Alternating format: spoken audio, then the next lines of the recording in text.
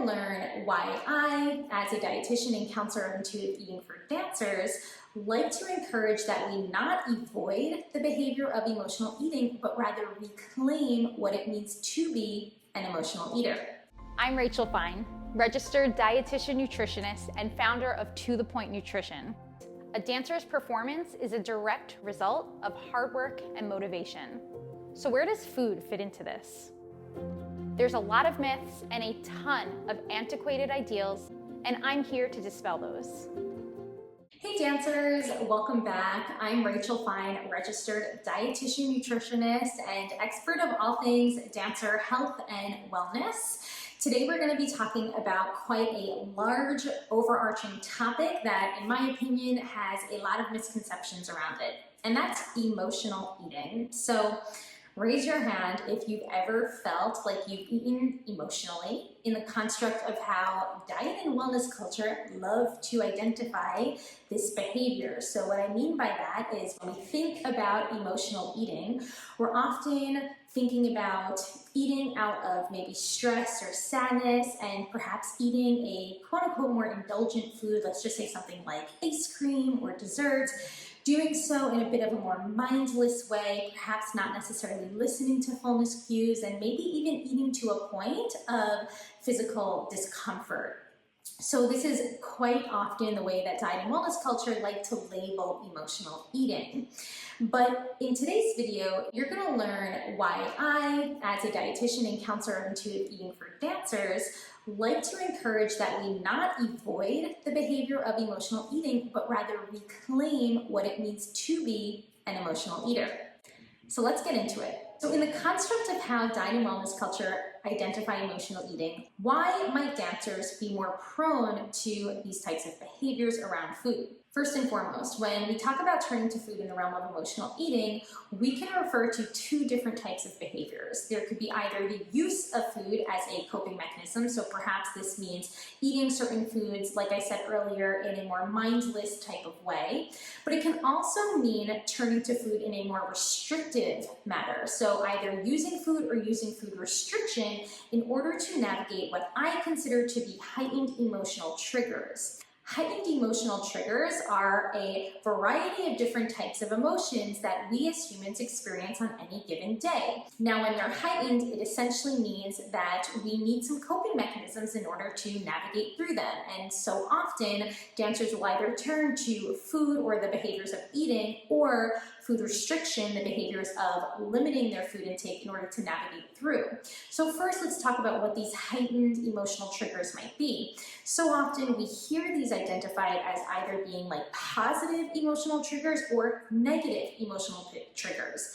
Positive emotional triggers you might think of being as something like joy and excitement. So let's just say, as an example, you just got accepted into your dream company.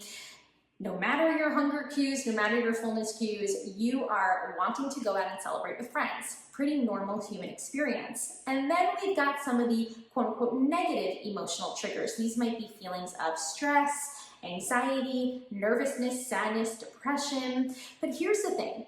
I don't want you to think of any of these emotions as being positive or negative, because that really makes us feel like we are doing something wrong for feeling this way. And it's extremely normal. It's a normal part of human behavior to experience emotions, anything from joy to, of course, sadness and anxiety and nervousness. So feeling like any of these emotions are, let's just say, negative emotions makes us feel like we are perhaps doing something wrong for feeling that way. And that's the first thing that we need to really get off the table here, is that you are not doing anything wrong when you feel sad, upset, even angry, or maybe depressed, lonely, anxious.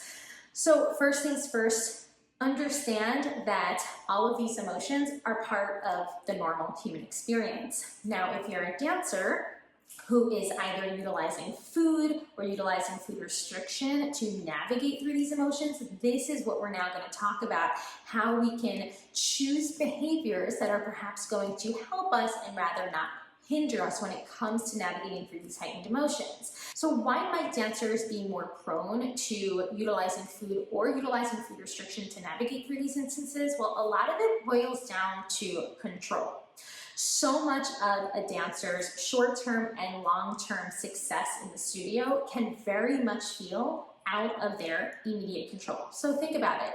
The results of your audition, perhaps your casting for an upcoming performance, a lot of this is left in the hands of your teachers and directors. So right there, it can feel very uncomfortable for a lot of dancers and therefore cause a lot of stress and anxiety, these feelings of perhaps discomfort. So when we are experiencing these feelings, it's extremely normal to now want to try and turn to behaviors that are going to provide us more with comfort. And so often for many dancers, that is control. And this is a really interesting source of feedback from our bodies, and it's one that we can even start to think about from a perspective shift of having a lot of self-compassion for ourselves, because essentially what we are doing is striving for comfort in an otherwise experience of discomfort. Now, of course, what you are striving for comfort in regard to whether it just be eating mindlessly or perhaps turning to food restriction, this is where we're going to start to intervene upon and see if there are other ways that we can find comfort. But first, give yourself some space that you are in fact attempting to honor your body's desire for comfort in what is an otherwise very uncomfortable situation. Now, instead of aiming to avoid this idea of emotional eating, as I mentioned earlier, I'd rather you as a dancer work to reclaim what it means to be an emotional eater. And the reason for this is because I am often encouraging that dancers view food in a way that's born from emotional experiences. So your relationship with different types of foods, for example, your preferences, your cravings, what's accessible to you, all of these factors that determine your food choices are very often born from experiences, or I should say emotional experiences that you've had with those foods. Whether they're positive experiences, negative experiences, maybe neutral experiences, whatever it might be, they are very much the root that is behind your intent and your choices when it comes to the foods you eat on any given day. So we don't want to prevent or avoid building an emotional connection with food. Instead, we want to work on building what I call a working relationship with food so that we are experiencing to the best of our ability. It's not always possible. We never want to strive for even perfect behaviors, even when it comes to this work. But when we can, when it's accessible, we want to aim to build choices, build intent that come from emotional experiences around food. So let's dive into a more systematic step-by-step approach for how you can start to reclaim yourself as an emotional eater.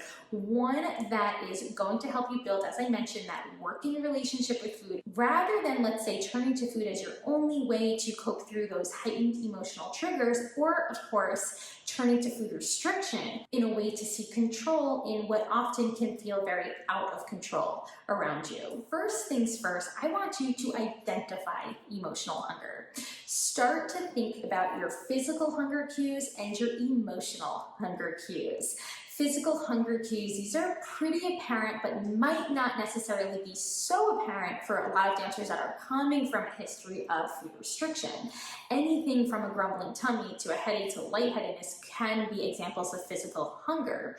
But emotional hunger is a little bit harder to identify. So I want you to think about what your reasoning for your food choice at this very moment is and whether or not that might be emotional hunger. Next thing we want to consider and ask ourselves, am I eating enough throughout the day?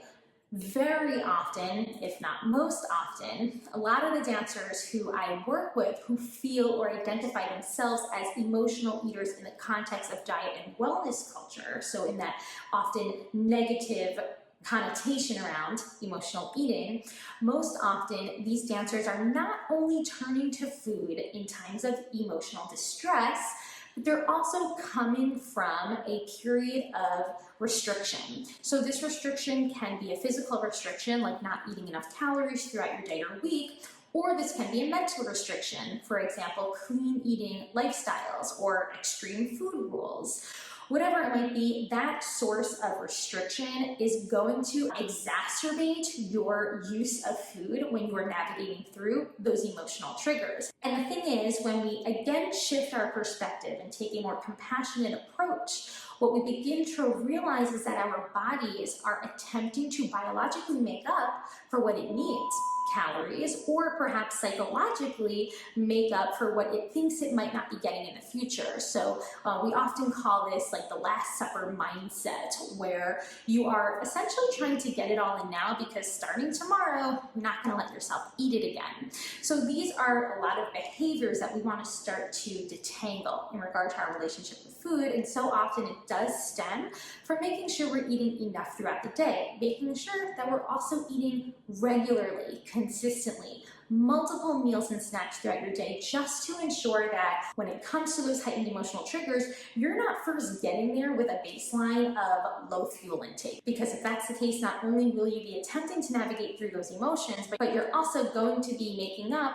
for a previous restriction. So I also want you to challenge the potential for a perfectionist or all or nothing mindset. So if you're entering food, especially during those times of heightened emotional triggers, and you are feeling that I need to get this all in now because I'm never going to eat it again, or starting tomorrow I'm going to restart, we need to get off of this all or nothing cycle, especially when it comes to around food. So if you are identifying thoughts like all or nothing thinking, black or white thinking, that it needs to be I need to eat all the cookies now because I'm not going to eat any cookies tomorrow, we need to realize that this thinking can be seen as somewhat of an obstacle that's preventing you from building a more positive emotional connection to any one food. Because when it comes to those foods, like let's just say cookies as an example, if you're only allowing yourself cookies under these conditions of perhaps only eating them on weekends and then entering that all or nothing mindset, it becomes very difficult to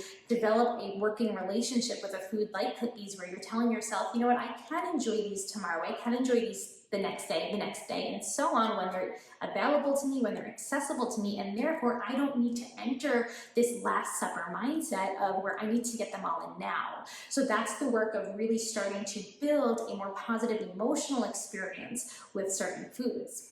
And then of course it's super important to make sure that you are building a toolbox of various types of coping mechanisms, so that food is not your only coping mechanism when it comes to navigating through heightened emotional triggers. So first, you need to realize that if you are turning to food because you feel stressed, or nervous, or anxious, it's not such a bad thing. There's a lot worse that can be done during these types of emotions. So again, we need to strip the shame away from the behavior of perhaps turning to food during these emotions. But of course, we want to make sure food is not our only coping mechanism for navigating through. And we want to build a toolbox. So working with a mental health therapist is truly what I recommend to help building this emotional toolbox.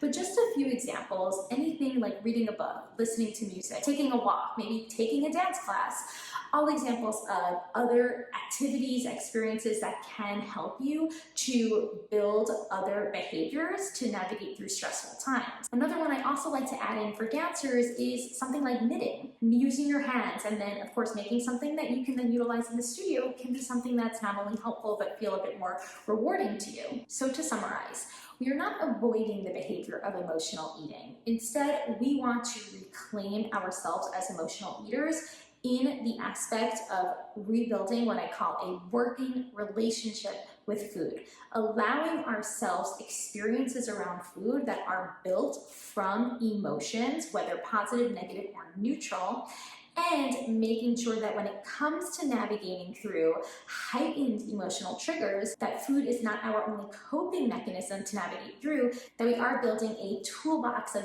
different coping mechanisms to help guide us. So you can learn a lot more about emotional eating, why dancers are prone to emotional eating, and what I mean more by when I'm talking about reclaiming emotional eating in the blog post that I've linked below. And if you have any follow-up questions, then just comment them here, and of course, subscribe to my channel because I will be sharing more tips and tricks to help you rebuild your relationship with food.